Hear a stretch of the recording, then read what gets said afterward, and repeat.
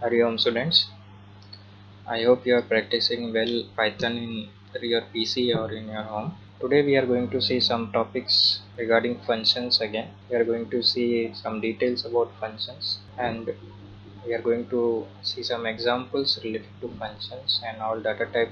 We are reading all these things so that while teaching the main chapter we should not get any confusion. So we should revise it again one by one. So let us see the chapter functions.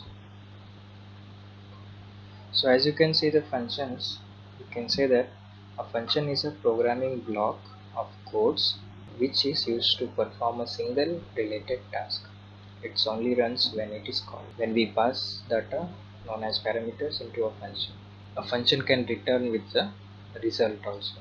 So the main aim of the function is to perform some actions and based on the actions should be returned to the main program with some value. We have already seen some functions like Python, value, type. So again we are going to use user defined functions, means a function defined by the user. Before going to functions, we should know about what are the importance of using functions. Here some 7 points has been given out.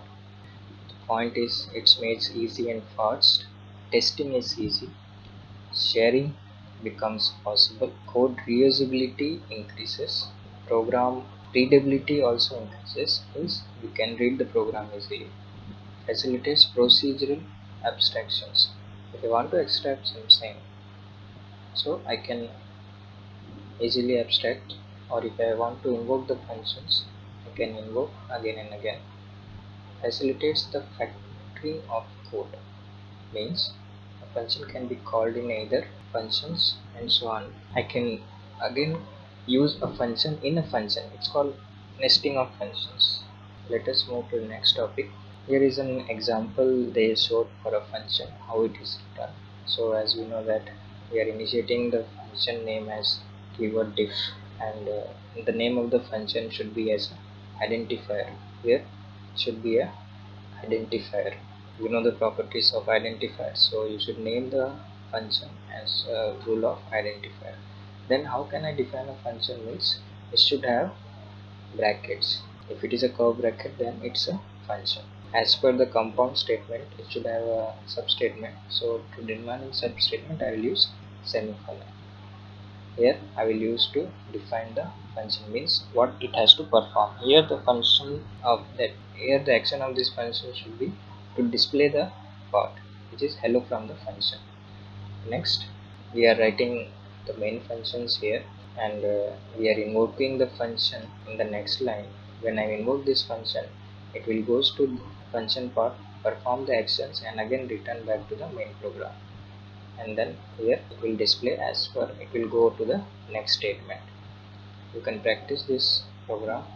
Now the variable scope in the function, it's nothing but reachability of the variable. If the variable is declared in the function, its reachability only will restrict to the function itself. If I declare in the main program, then the variable reachability will be global variable. So here some examples they gave. You can see here there is a main program will starting from here. So s is declared in the main function. Then the definition function involves these actions. So here that s is again declared.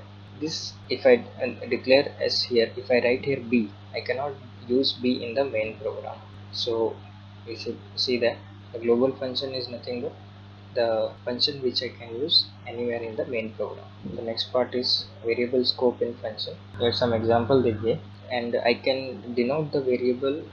So I need to use the keyword global so that I can denote as a global variable. So I declare as a global, and which value I have saved. I am doing the swiping here. I am setting the values. So here the values are being printed out. So in this function 50 comma, this is one full definition of a function. You have to type. After leaving one gap, you have to write the main function. So here it is a main function.